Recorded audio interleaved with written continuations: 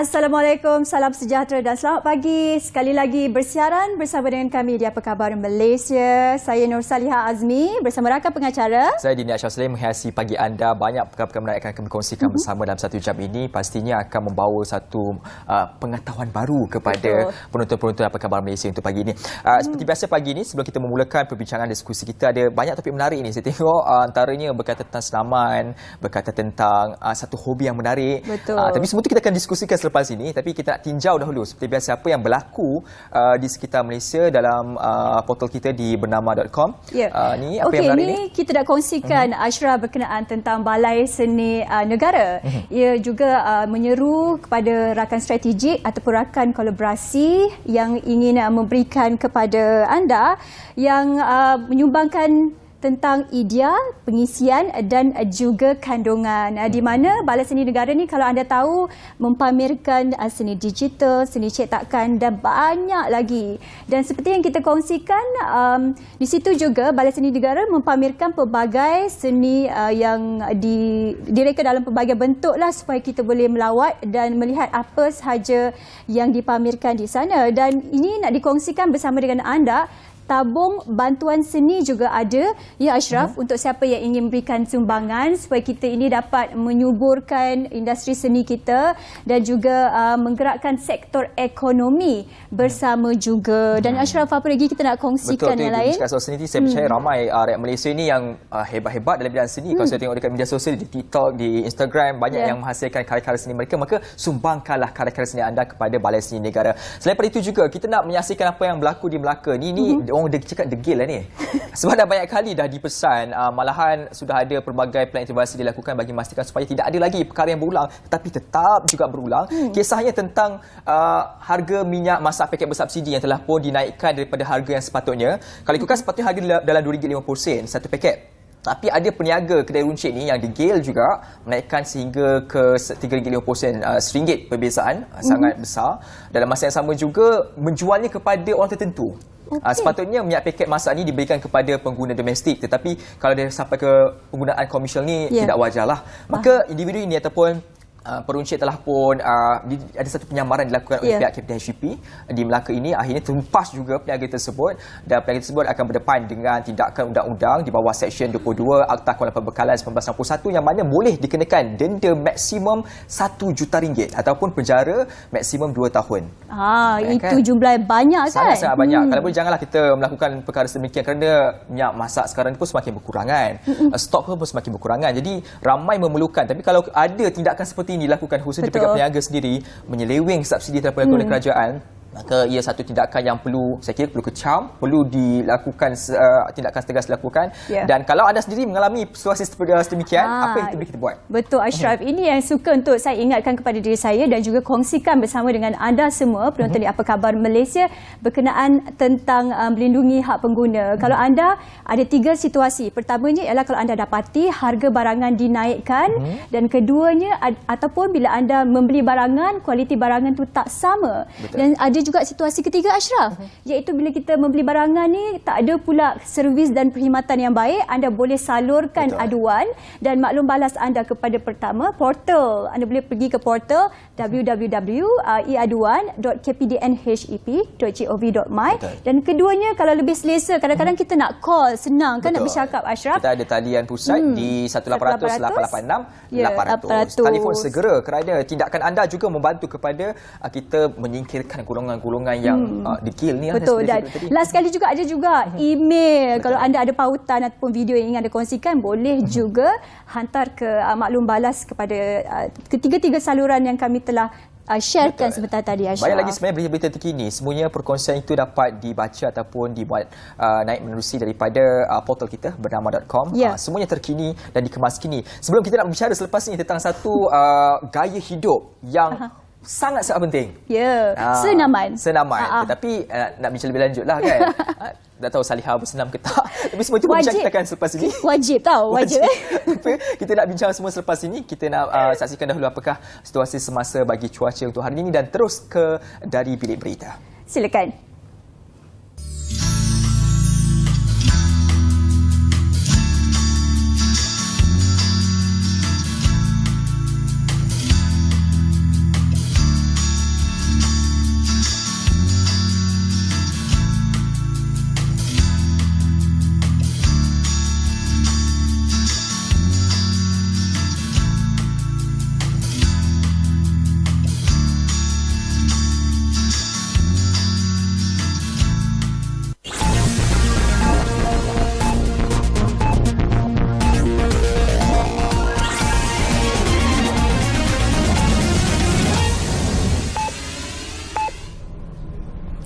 Assalamualaikum dan salam keluarga Malaysia, bersama saya Syahira Batia dari Bilik Berita. Penguatkuasaan terhadap penggunaan minyak masak paket bersubsidi oleh peniaga bukan perkara mudah kerana kerajaan perlu mempertimbang pelbagai perkara sebelum mengambil tindakan. Dalam hantaran di Facebook dan Twitter rasmi, Perdana Menteri Datuk Seri Ismail Sabri Yaakob berkata, ada pihak yang cuba memutarbelitkan kenyataannya di Dewan Rakyat berhubung penggunaan minyak paket bersubsidi oleh makcik goreng pisang. Perdana Menteri sekali lagi menegaskan bahawa minyak paket yang bersubsidi adalah untuk kegunaan domestik, bukan komersial. Kalau Yang Mohamad mengawal minyak ni pun takkan sampai hati nak ambil tindakan. Makcik-makcik yang jual goreng pisang, mereka tak boleh menggunakan minyak masak untuk kegunaan jual goreng pisang sebab minyak masak paket ini tidak boleh untuk komersial. Jadi, tapi adakah penguatkuasa nak saman makcik tukang masak ni atau rampas minyak masak mereka? Nanti dituduh kita zalim pula kepada rakyat yang miskin ini, yang nak menjual kais pagi, makan pagi ni. Jadi bukan sesuatu yang mudah seperti ABC, tetapi ada perkara yang kita perlu pertimbangkan. Tapi percayalah Muhammad, kerajaan tidak berdiam diri. Perdana Menteri tidak boleh dikatakan tak melakukan apa-apa tindakan. InsyaAllah kita akan lakukan yang terbaik untuk Terdahulu di Dewan Rakyat semalam, ketika menjawab soalan Ketua Pembangkang, Datuk Seri Anwar Ibrahim berhubung tindakan kerajaan dalam menangani ketirisan subsidi yang turut dinikmati warga asing dan golongan kaya, Perdana Menteri berkata kerajaan akan terus berusaha menangani isu penyelewengan minyak masak, termasuk mengaudit pengilang dan mengawal sempadan. Isu kekurangan bekalan ubat-ubatan yang berlaku terutama di farmasi dan fasiliti kesihatan swasta, Presiden Persatuan Perubatan Malaysia, Dr. Koh Kachai berkata, kekurangan bekalan disebabkan permintaan ubat di kaunter yang tinggi, gangguan rantaian bekalan serta pengeluaran kurang semasa pandemik COVID-19. Dr. Kachai memaklumkan industri farmaseutical tempatan juga sukar untuk memenuhi permintaan ubat-ubatan bagi demam, sakit tekak, selsema dan batuk selepas rantaian bekalan ubatan global terjejas. Prior to the transition out of the COVID-19 pandemic state, many were isolated in their homes away from work and school. This led to a decrease in immunity to the common influenza-like illnesses which were rarely seen due to the SOPs at that time. Now that everyone is coming out again, it naturally led to an increase in such infections, and coupled with an increase in COVID-19 BA5 and BA4 subvariants, which are highly transmissible, we see a demand for medications to relieve the symptoms of such diseases.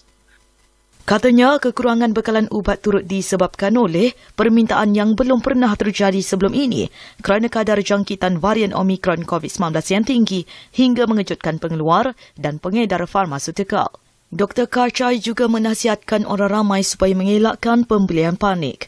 Sebelum ini, Menteri Kesihatan Khairy Jamaluddin memaklumkan 85% daripada 47 fasiliti kesihatan yang disemak secara rawak mengalami kekurangan sekurang-kurangnya satu jenis ubat.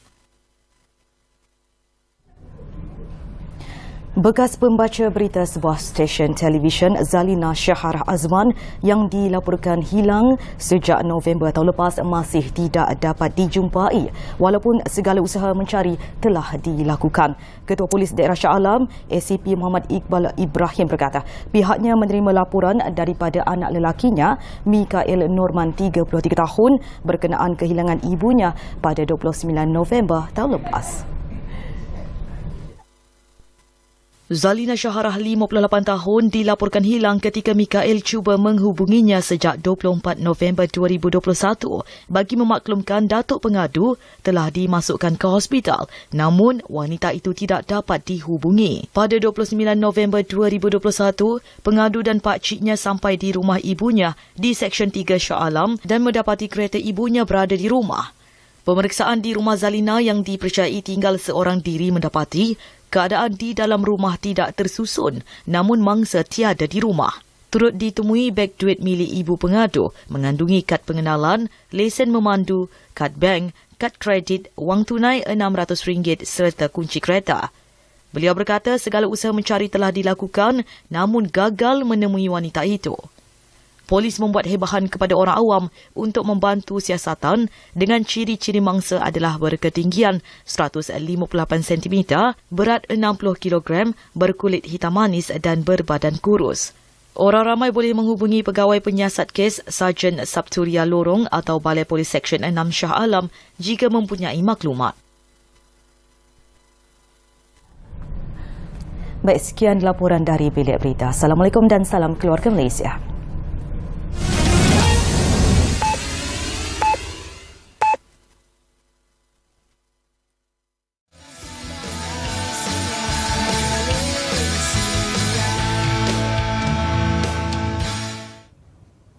Baik, kembali semula dalam Perkhabaran Malaysia. Rasa pagi ni bersemangat nak bersenam sebenarnya. Tapi tak boleh sebab biasa memang pagi akan bersenam lah. Tapi sebab kita dah sampai pagi, set pukul 6 pagi dah sampai sini. Kita tak postpone. awal sebelum kita nak bersenam pula ya Ishraf. Petang lah kot ataupun malam lah kot. Cakap soal senam, bila last kali terakhir? Saya pergi hari tu, hujung minggu. Hari tu hujung minggu. Tapi tak tahu hujung minggu yang mana satu. Okey, kita nak bercerita lebih banyak lagi berkaitan tentang topik bersenam ini. Pastinya bercakap soal bersenam, soal kesihatan. Betul. Dan paling kita takut kalau kena penyakit kronik. Ya. Bagaimana sebenarnya kita mencegah penyakit kronik ini dengan kaedah ataupun practicality ataupun aktiviti harian bersenam. Sebenarnya kita diskusikan bersama dengan individu yang sudah pun bersedia bersama dengan kita ketika ini. Saliha. Dan hari ini kita cukup bertuah dan gembira kerana kita ada seorang jurulatih kecergasan yang bersama dengan kita hari ini untuk berkongsi tentang bagaimana senaman ini boleh juga Ashraf mengelakkan penyakit kronik. Betul. Dan kita nak ucapkan selamat datang kepada Coach Azzi. Terima kasih kerana bersama dengan kami hari ini. Coach, apa khabar? Sihat, Alhamdulillah. Bila nampak Coach, saya terus rasa cergas. Itulah, Coach dah pakai pakaian sesuai dah. Tapi kita kejap kena tukar cepat-cepat. Lepas ni boleh kita bersenam sekali ya? Boleh, boleh. Okey, dan secara ringkas Coach boleh terangkan senaman dari segi pengertiannya sebagai seorang jurulatih kecergasan. Okey. So basically pasal senaman ni adalah untuk fitness. Okay. Fitness. So untuk mengurangkan kesakitan ni, risiko penyakit-penyakit kronik. So kita boleh buat senaman dengan kerap untuk mengurangkan risiko tu lah. Okey. Bercakap soal senaman ni juga kan, kadang-kadang kita skeptikal sikit. Berfikir senaman semua fikir perilaku yang berat-berat. Jadi kemalasan penyakit M itu mula datang. Jadi, macam mana kita nak fahami dahulu bila cakap senaman ni, jangan fikir yang terlalu berat-berat. Sebenarnya perkara yang seringkas mungkin pun boleh kita lakukan. Betul-betul. Yang penting senaman yang kita buat ni mesti fun, seronok. Dan kita boleh buat dengan happy lah. So berbagai jenis senaman. Yang fikir senaman angkat berat, pergi gym, bukan. Macam-macam sekarang. Itulah macam Coach Azzi tadi dah kongsikan dengan saya sebelum kita masukkan set kan. Ashraf tahu tak, dia orang ada Zumba tau. Okay. Ini saya pasti aktiviti yang cukup menarik untuk semua orang. Dan macam saya sendiri pun memang kalau sebut pasal Zumba, semua orang nak sertai. Mungkin Coach nak kongsi dengan kita hari ni. Okay. So Zumba ni adalah satu bentuk exercise untuk cardio. So yang seronoknya kita ada gang. Ada gang. Okay. Dan juga dia pakai muzik untuk buat pergerakan macam menari. So nampak tu. lebih seronok lah. Antara ni lah. Asyik-asyik coach kita ni. Ya, saya. Okay. So seronoklah kita bila buat Zumba. So secara tak langsung dia akan memberi kita feel good hormon, vibes, feel good vibes and hormon, dan itu dapat mengurangkan risiko sakit-sakit lah, terutama seperti hipertensi, darah tinggi. So Coach, kalau macam Zumba macam ni kan, apakah macam muzik-muzik macam kau sarankan? Kalau biasa macam kau sendiri pilihan muzik macam mana? Untuk geng kita orang, kita suka lagu contemporary. Lagu yang selalu dengar kat radio. So sambil menari, sambil Zumba tu boleh menyanyi karaoke sekali. So syok lah macam tu. Coach, dalam kita bercakap soal aktiviti senaman ini dan kita nak bongkaitkan dengan mencegah penyakit kronik ini, bagaimana dengan melakukan aktiviti senaman ini akhirnya boleh membantu untuk mengurangkan kesan tersebut? Adakah dengan senaman ini part-part organ mana yang selalunya akan menjadi tumpuan utama bagi memastikan supaya penyakit kronik ini dapat kita kurangkan risikonya itu? So basically macam kalau kita kata senaman ada berbagai jenis. Betul. So kita ada cardio macam aerobik, Zumba, jogging, running semua kan. berbasikal. So ini akan menguatkan jantung kita. So bila jantung kita kuat, risiko penyakit jantung akan berkurang secara tak langsung. Tapi senam kena kerap lah, bukan sekali-sekala je. Alright. Dan juga untuk strength training, untuk kekuatan. So benda ni pun samalah untuk kita punya tubuh badan yang kuat. Dan bila meningkat usia nanti, kita akan lebih ready lah. Penyakit semua akan kurang. Dan hipertensi yang menyebabkan banyak penyakit sekarang seperti darah tinggi, serangan jantung dapat dikurangkanlah sebab kita hilang stres bila bersenam. Okey. Macam tadi Coach kongsikan kan, sebutkan stres dan macam-macam lagi penyakit kan. Sekarang muda-muda pun kita dah ada macam-macam penyakit kan. Dan kat sini kita kongsikan faedah senaman berjalan. Boleh juga Coach kongsikan juga, selain berjalan ataupun senaman yang ringan macam ni, apa lagi bentuk-bentuk senaman yang boleh kita kongsikan hari ini? Bagi yang belum mula bersenam ataupun jarang-jarang bersenam, memang kena mulakan dengan low impact punya senaman seperti brisk walk tadi, dan juga Zumba. Zumba low impact boleh buat, dan bila kita buat benda tu kena buat slowly, perlahan-lahan, secara berperingkat. Jangan terus nak pergi gym terus angkat berat atau lari laju pecut, itu membahayalah. So better siapa yang belum bermula tu cari program, coach ataupun rakan-rakan buat sama-sama. Kena cari seek for professional lah. Jangan buat sendiri. Kena cari juga seek professional tu sangat penting tu. Salah satu dah ada depan kita ni. Ya, boleh join. Kita bercakap juga tentang aspek frekuensi ataupun keperluan berapa banyak kali perlu dilakukan. Dalam konteks ini, pertama saya nak bertanya, bila waktu terbaik untuk kita melakukan senaman? Pagi ke, petang ke, malam ke? Dan jumlah waktu yang perlu diberikan untuk kita bersenam? Sebenarnya tak perlu ikut apa. Ikut diri kita. Kalau kita ada kelapangan, kita boleh buat lebih banyak. So basically dalam 3 ke 5 kali seminggu. It depends on ourselves. So kalau you terlalu sibuk, dapat buat 2 kali seminggu pun cukup. Yang penting buat. Jangan tak buat langsung. Kan? So kekerapan macam itulah. Okey, Coach, kalau kita bercakap juga tentang bila kita nak bersenam kan, pasti kita nak kena start dulu dengan perkara kita panggil cooling down ataupun cool off. Benda tu yang untuk memulakan senaman. Ini penting juga kan. Kadang-kadang bila kita terus mula senaman, terus kejang dah ni kan. Macam mana boleh? Betul. Selalunya senaman kita mulakan dengan warm up. Warm up dalam 10 minit macam tu untuk mengurangkan risiko kecederaan. So setiap kali nak exercise kena warm up dulu, dan cooling down yang you cakap tadi, penghujung. Kena buat stretching, regangan supaya kita tak ada kecederaan lah. Tak adalah badan sakit-sakit kan, lepas tu terus tak nak buat dah. Bersenam sikit dah sakit kan. So kena ada lah tu. Itulah. Coach, dalam masa sama juga ni kita nak bercakap tentang realiti lah. Lagi-lagi mereka yang berada di Lembah Kelang ni kan, dia bekerja 24 jam ni kan. Pergi waktu gelap, balik pun waktu gelap. Seolah-olah tak ada masa. Isnin sampai Jumaat tu memang dapat rehat sekejap tu dah macam bersyukur sangat-sangat, tetapi tak mengamalkan gaya hidup sihat, khususnya dalam konteks senaman. Jadi bagaimana kita nak membantu golongan-golongan seperti ini yang selalu sangat bekerja, memang sukar dapat masa sendiri untuk bersenam, aktiviti senaman yang mungkin dilakukan di tempat kerja misalnya, adakah ada apa-apa bentuk aktiviti yang sesuai dilakukan? Betul. Sekarang selepas pandemik, banyak program kesihatan senaman dengan jurulatih telah membuat atas talian. So saya rasa sekarang tak ada excuses dah lah untuk tak bersenam sebab cakap family time, apa kerja terlalu ketat jadual, sebab kita boleh buat dari rumah. You join program yang ada online classes and then boleh buat. Tak ada masalah. So kat mana-mana boleh buat, bila-bila ikut masa kita. Macam you cakap tadi, waktu terbaik untuk bersenam, tak ada waktu terbaik senam. Boleh buat, kalau pagi you free, buat pagi. Kalau malam sebelum tidur free, buat malam. Tak apa, asalkan bersenam. Ingat tu Coach, pesan pada kita kan, waktunya bila-bila pun, sebelum tidur pun boleh, bangun tidur pun boleh. Yang pasti itu perlukan kehendak diri sendiri, dan kita tahu senaman tu sangat bagus untuk kesihatan badan kita. Coach, mungkin Coach nak nasihatkan kita pemakanan, dari segi pemakanan dan apa yang sesuai untuk bila kita nak jaga kesihatan ni. So basically kalau untuk kesihatan secara menyeluruhnya, memang pemakanan atas lah. So 80% is about the diet. 20% about senaman.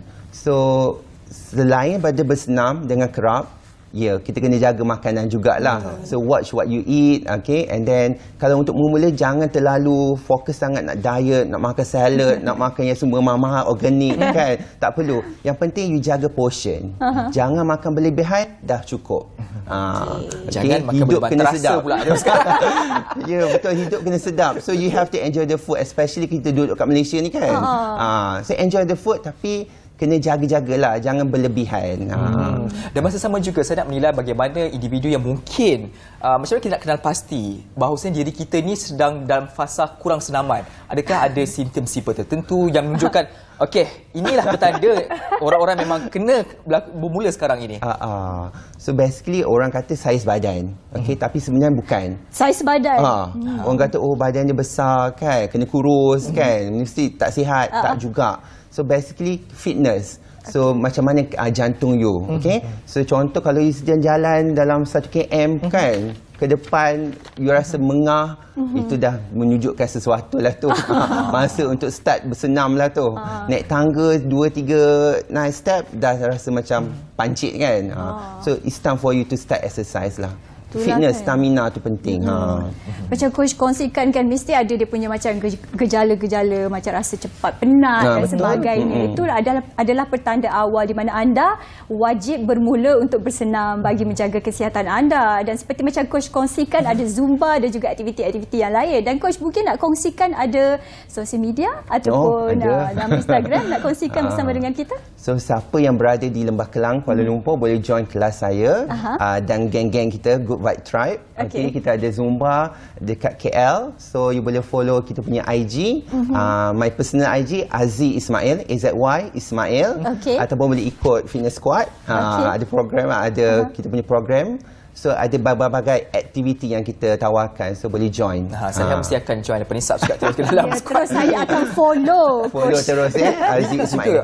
Kita bersenam memang perlu kan, tetapi dalam masa sama janganlah sampai berlebih-lebihan. Bagaimana kita nak menganalisis bahawa diri kita ni dalam keadaan obses terhadap senaman, kerana kalau kita terlalu obses juga akan mengundang padah kepada badan diri kita. Betul. So yang pentingnya bila you bersenam mesti ada hari untuk you berehat. Sebabnya untuk dapat kesihatan yang menyeluruh, senaman, makanan dan juga rehat yang cukup. So make sure hari-hari cukup rehat, tidur 6 jam, paling tidaknya 6 jam lah kalau boleh lah kan. Dan kalau boleh, mesti dalam 1 minggu tu ada 1 hari yang you rest day, kita panggil rest day. So hari tu tak perlulah buat senaman yang berat. Mungkin brisk walk ke ataupun duduk rumah rehat pun tak apa juga. So make sure ada rehat. Jangan tak ada rehat langsung lah.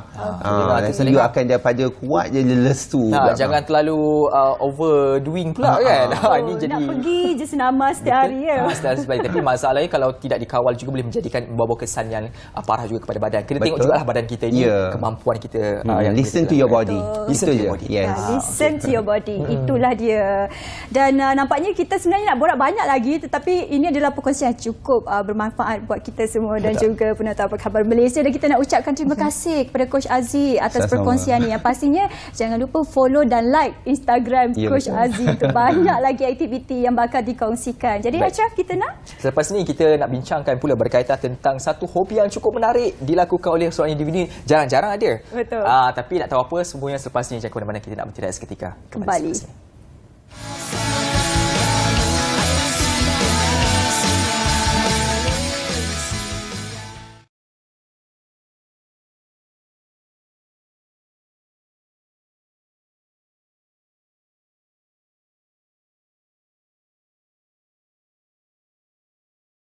Selamat sejahtera semua.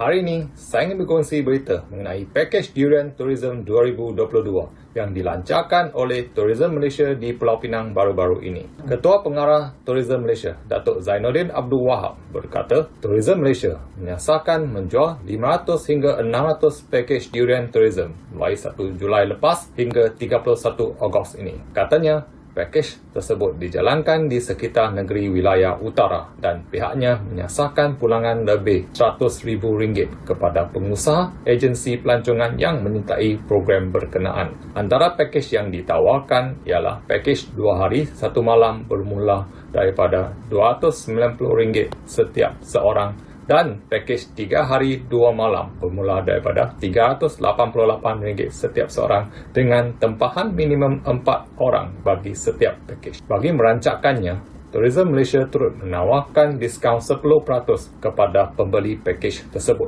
Katanya selepas majlis perasmian kempen pakej Durian Tourism 2022 baru-baru. Zainuddin berkata, program itu bertujuan merancangkan semua aktiviti pemasaran dan promosi pelancongan domestik. Selain membantu pengusaha dusun durian, malah ia juga dilihat berupaya menyumbang kepada pertumbuhan ekonomi penduduk setempat. Maklumat lanjut berkenaan pakej yang ditawarkan boleh diperoleh menerusi laman web Tourism Malaysia di www.malaysia.travel.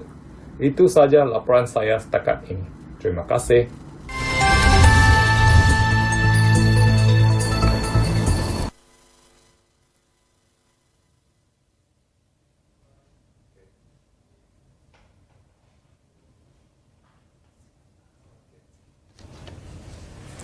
Baik, tengok tadi VT tadi tu memang rasa Citu je tadi. Hantu durian tak? Hantu durian. Ya, saya pun. Kalau dapat sekarang ni, kalau boleh kita minta lah Ketua Biro Bernama Belanja kita bawa ke sini. Di Pulau Pinang tu bawa kita ke sini. Favorite pastilah Musangking kan. Kan. So, sekarang memang kat mana-mana pun kita bercakap tentang durian. Dan macam saya ada suka kek durian, aiskrim durian dan sebagainya. Kali ni apa-apa yang pakai durian semua dimakan lah. Saya hanya makan yang raw tu saja. Yang kalau boleh saya kurang sikit. Tapi lebih menarik juga hari ni kita nak bersambung tentang satu perbincangan cukup menarik kerana biasa kita dengar orang melakukan hobi mengumpul stamp. Itu dah biasa dah. Kedua, mengumpul wang laba. Itu pun antara yang biasa dah kita dengar. Tapi hari ini luar biasa. Sangat-sangat luar biasa. Ini berkaitan tentang apa, Zaliha? Dan ini kita nak kongsikan satu hobi yang cukup menarik dan unik, iaitu mengumpul lencana sekolah. Itu satu cukup istimewa. Macam Ashraf kata, biasa kita kumpulkan kertas ataupun duit. Jadi hari ini kita nak berkongsi hobi mengumpul lencana sekolah. Dan kita cukup gembira hari ini bersama dengan seorang tetamu kita, iaitu Encik Tarmizi Sulaiman. Kita nak ucapkan selamat datang kepada tetamu kita, iaitu Encik Tarmizi. Apa khabar? Baik, Alhamdulillah. Banyak ni kat depan saya tengok tadi. Penuh. Soalan saya pertama, saya nak tanya, ni semua sekolah Encik Tarmizi ke bukan? Bukan. Bukan. Itu yang jadi menarik perhatian saya. Biasanya kita ni kalau nak kumpul apa-apa yang berkaitan kenangan kita lah kan. Tapi individu dia lain sikit. Jadi sebagai permulaan ni kan, apa yang menyebabkan Encik Tarmizi rasa lencana sekolah ni ada keunikannya untuk Encik Tarmizi menjadikan sebagai koleksi? Bismillahirrahmanirrahim. Assalamualaikum. Terima kasih Bernama TV, especially apa khabar Malaysia. Mengumpul lencana ni bukanlah satu hobi saya yang pertama. Macam Puan sebut pagi tadi, sebelum ni kita kumpul daripada stamp. Ya, saya bermula dengan stamp. Duit lama pun ada. Tapi passion saya sekarang ni lebih kepada lencana. Aktiviti hobi lain saya masih teruskan. Saya mula kumpul lencana ni sejak daripada tingkatan 2 di sekolah menengah. Ya. Dan apa yang saya bawa di sini adalah hanya 1/10 daripada koleksi. Banyak lagi koleksi tu sebenarnya. Yang nampak di atas meja ni baru 1/10. Okey. Yang ini yang dalam frame ni, ini yang saya pakai sendiri. Ini memang lencana saya pakai. Daripada sekolah rendah, sekolah menengah, form 1 sampai saya form 5, ada lencana pengawas. Lepas tu saya di form 6. So ini memang lencana saya pakai. Sangat banyak koleksi pelbagai kan. Tapi kita nak tahu juga macam mana Encik Tarmizi dapatkan semua koleksi ni. Saya bermula secara seriously kumpul balik lencana ni lah. Sejak tinggal bangku sekolah 5 tahun lepas lah. Jadi kita ada anak buah saya ajak saya join group ni. Kita panggil Community Koleksi Lencana Besi. Bukan, Community Koleksi Lencana Sekolah. Daripada situ kita beli sekolah-sekolah yang berdekatan, sekolah anak-anak kita, kawan-kawan, saudara. Kita beli lebih dan kita bertukar-tukar. Memang ada kumpulan yang sama minat bersama dengan Encik Tarmizi yang memang suka kepada ada. lencana Memang ini. ada. Dalam hobi ni memang ada grup. Sekarang ni tambah media sosial pun ada. Jadi daripada situ kita bertukar. Di mana-mana saja, Waima di Sabah, Sarawak pun kita boleh bertukar. Untuk mendapatkan koleksi ni, adakah ianya sekadar bertukar-tukar ataupun ada wujudnya nilai transaksi macam tu, kena belilah daripada orang ni dengan mungkin nilai tertentu? Okey. Sekarang hari lencana besi kita ada dua ya. Zaman saya dulu lencana besi banyakkannya. Sekarang ni anak-anak lebih guna lencana kain. Betul. Okey. Lencana besi ni kita ada sekarang ni tak banyak sekolah yang masih pakai lah. Betul. Ada beberapa sekolah yang dalam frame depan tu itu sekolah-sekolah kebanyakannya yang masih guna lencana besi. Okey. Itu kat depan. Kat depannya, betul. Lencana kain anak-anak kita pakai sekarang ni dijahit baju, itu kita boleh beli di sekolah, kita pergi kedai koperasi ataupun kedai buku, kita beli and then kita bertukar. Dan lencana besi ni kita kalau kita jumpa daripada Pasar Karat. Okey. Saya di Ipoh 5 tahun, saya banyak beli di Pasar Karat ataupun saya cari mana-mana kedai antik lama. Saya beli. Lepas tu ada yang lebih kita tukar. Ataupun ada juga yang dijual beli di dalam grup peminat tu lah. Okey. Dan kalau kita tengok banyak-banyak koleksi ni lah ya, yang mana satu ada nilai kira dekat ke hati Cik Tamis itu, yang kira macam ada kenangan yang boleh nak kongsikan dengan kita. Okey. Lencana ni saya yang sebenarnya memanglah lencana sekolah saya lah. Sebagai contohnya ini daripada lencana saya sekolah rendah. Yang dia punya yang sini ni lencana daripada form 1 saya ya. Memang saya pakai daripada masa form 1. Ya. Saya sekolah menengah sains Terengganu. Okey. Lepas tu dinamakan sekolah menengah sains Sultan Mahmud sekarang ni ya. InsyaAllah tahun depan dah berusia 50 tahun. Jadi ini masa saya sekolah form 1. Ini pengawal asrama saya form 4. Ini pengawal sekolah form 4 dengan form 5 yang saya pakai. Jadi ini memang alhamdulillah saya dapat balik lah, jumpalah. Dia pernah hilang satu masa, tapi alhamdulillah saya dapat balik. Jadi inilah. Walaupun dia buruk, kata orang, walaupun dia berkarat, kata orang, tapi that's the best. Nilai estetik tu ada dekat situ. Saya tadi tengok juga kok ada lencana sekolah saya kan. Ya boleh. Kalau tak ada nanti saya bagi. Boleh. Semasa lagi ada simpan yang besi juga. Alhamdulillah. Okey, lekau tadi saya difahamkan minat itu bukan sekadar dikumpulkan saja tetapi cuba disebarluaskan kepada masyarakat umum. Difahamkan ada juga terlibat dengan pameran-pameran. Boleh kongsikan juga tentang apa yang pameran dah diikuti. Alhamdulillah sebelum pandemik berlaku kita ada satu expo yang dipanggil Malaysia Hobby Expo. Saya sempat menghadiri 2 expo, turut serta dalam 2 expo. Saya bersama sahabat saya yang lebih mendahului dia pada 2017 dan 2018. 2019, 2020 kita dalam pandemic crisis. Dan 2021 pun saya tak fikir akan ada lagi lah. Kita masih lagi dalam keadaan berjaga-jaga.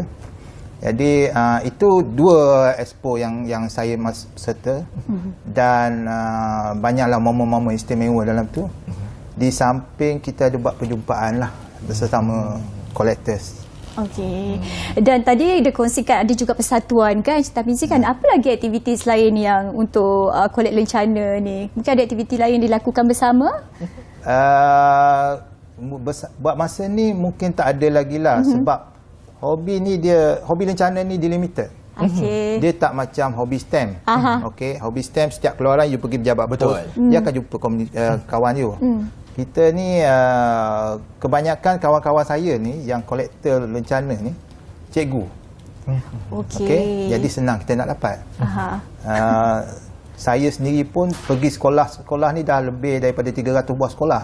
Banyak tu Ashraf. Saya berjejak. Sebab tu saya namakan diri saya pemburu lencana. Okey. Memang sesuai sangat tu. Dengan koleksi yang cukup banyak ni. Dah hampir 500 sekolah saya pergi sendiri. Jadi kita punya passion tu lain. Betul. Di akhir ini pastinya saya nak mengetahui daripada orang yang berada dalam situasi ini, di mana kepuasan itu? Dia mesti ada satu kepuasan yang menyebabkan kita rasa nak cari lagi, nak kumpul lagi, dan kepuasan itu hanya mereka yang berada dalam lingkungan ini saja yang tahu. Okey. Lencana sekolah ni kita berdasarkan kepada berapa banyak sekolah yang ada.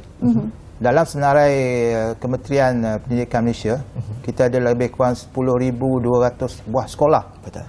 Daripada sekolah rendah, sekolah menengah, sekolah rendah jenis kebahasaan China atau Tamil, sekolah menengah jenis sekolah menengah Cina, sekolah vocational, sekolah bersama penuh, apa lagi nama lah. Semuanya dalam 10,200 lebih kurang lah. Mungkin yang terkini lah. Terkini lebih lagi saya tak pasti. Dan saya cuma ada lebih kurang dalam 2,100 buah sekolah sahaja. Itu pun dah banyak. Itu dah banyak dah. Sebut macam 2,100 buah sekolah sahaja. Sikit sangat. Baru 2%.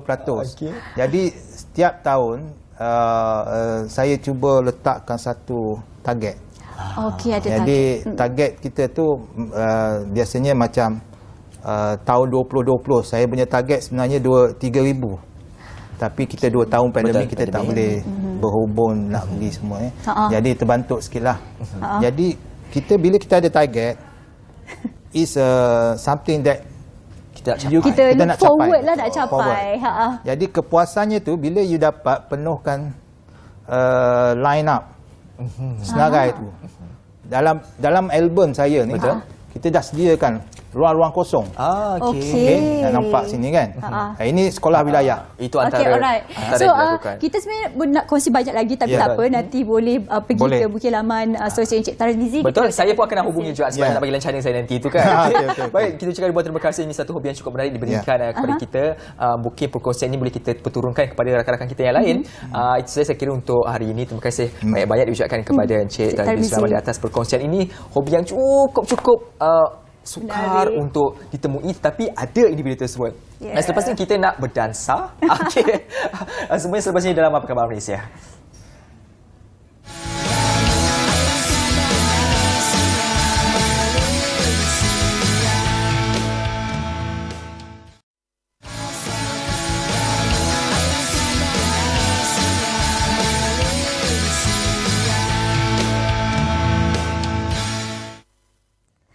Okey, kembali lagi bersama dengan kami di Apa Khabar Malaysia, dan kita akan bersambung untuk bercerita berkenaan tentang apa yang terjadi hujung minggu ini di Kuala Lumpur. Nampak gayanya panggung seni tradisional 2022 kembali, Ashraf. Hujung minggu buat apa? Saya hujung minggu ni tak ada apa sangat, tapi saya memang nak pergilah sebab saya memang suka seni. Itulah dia. Jadi panggung seni tradisional 2022 kembali menemui peminat seni dan budaya Malaysia. Jadi hari ini kita ada 2 tetamu yang bakal kita kenalkan untuk berbicara berkenaan tentang panggung seni tradisional 2022. Kita nak ucapkan selamat datang kepada Puan Naurah Daria Janiur, penolong pengarah kanan bahagian dasar dan penyelidikan Jabatan Kebudayaan dan Kesenian Negara. Selamat datang, dan juga selamat datang kepada Esra Binter yang akan mengetuai kumpulan Dol Alliance katanya. Ya, betul. Sebenarnya kita bersama dengan orang rasa macam berada di utara, belah India utara tu, sebab ada yang menarik yang dikongsikan tentang apa yang akan lakukan nanti. Dan kita nak bercakap dulu tentang satu program yang saya kira ditunggu-tunggulah sebab meriah nanti program tersebut kan. Di permulaan ini saya bertanya dulu kepada Puan Naurah. Puan Naurah, dalam konteks ini mungkin boleh kongsikan dulu tentang penganjuran panggung seni tradisional 2022 ni. Okey, panggung seni tradisional ataupun PST sebenarnya telah dianjurkan sejak tahun 2013 lagi oleh Jabatan Kebudayaan dan Kesenian Negara, Kementerian Pelancongan Seni dan Budaya Motek lah. Setakat penganjuran ni sebenarnya merupakan salah satu platform untuk menonjolkan kesenian tradisional negara sebagai satu usaha untuk melestarikan, memelihara kesenian tradisional negara agar relevan dalam waktu sekarang dan masa-masa akan datang. Itu antara objektif dia lah.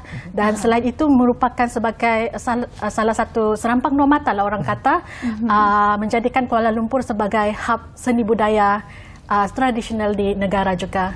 Ya, itu dia, menjadikan Kuala Lumpur sebagai hub tradisional dan juga hiburan juga dalam masa yang sama. Dan kita nak pergi kepada Ravinda.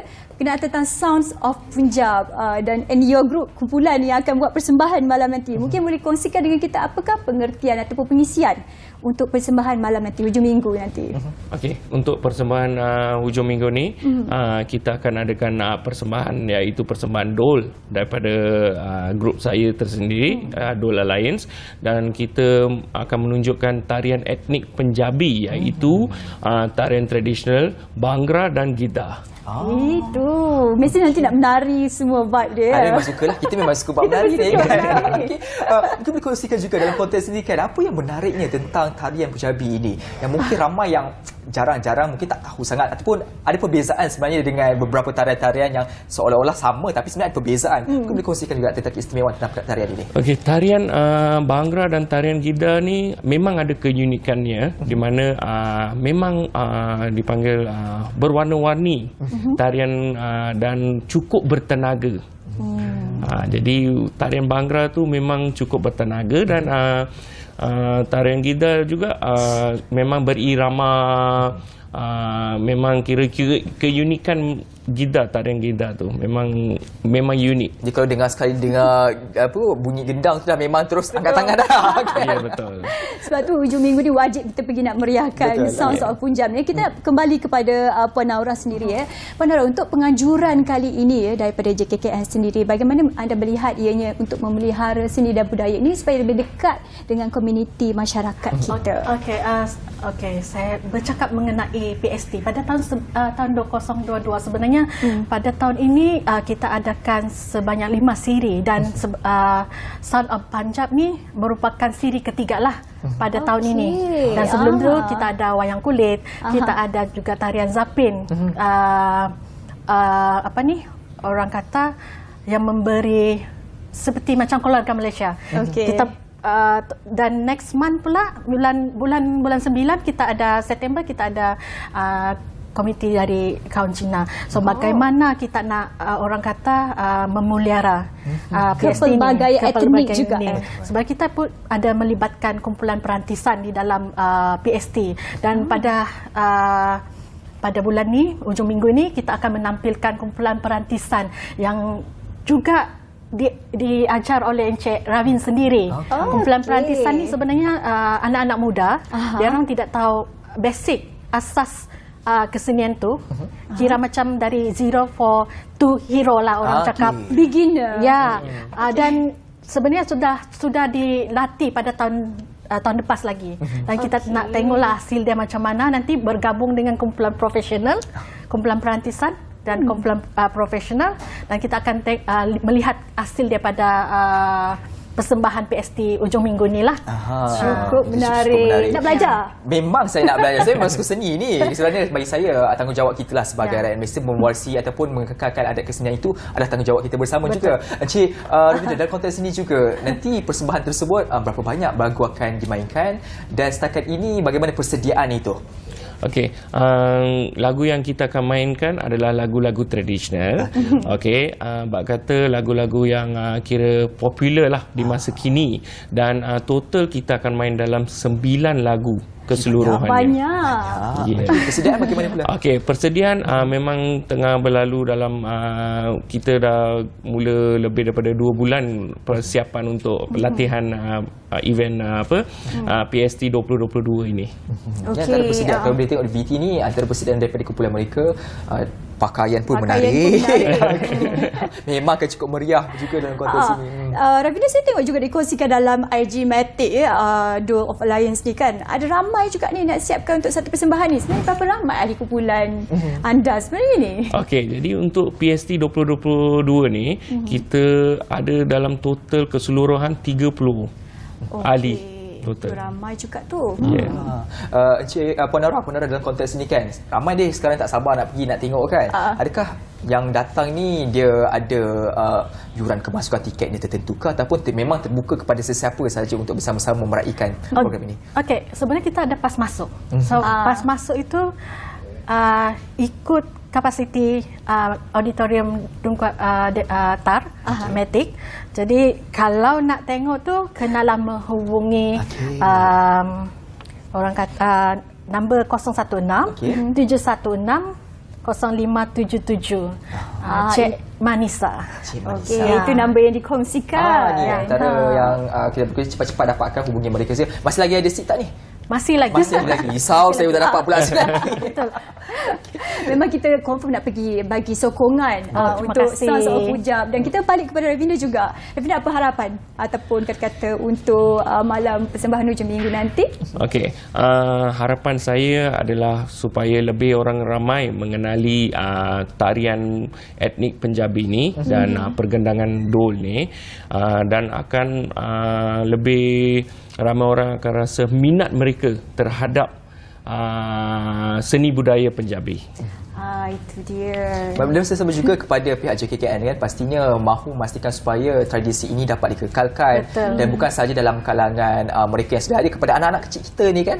Mungkin dalam konteks ini bagaimana pandangan daripada puan sendiri supaya masyarakat kita ini mengambil cakna, mengajak anak-anak mereka bersama-sama untuk memahami dan mendalami tentang warisan yang kita ada ini. Sebenarnya di Jabatan Kebudayaan dan Kesenian sendiri, kami ada program bimbingan seni budaya.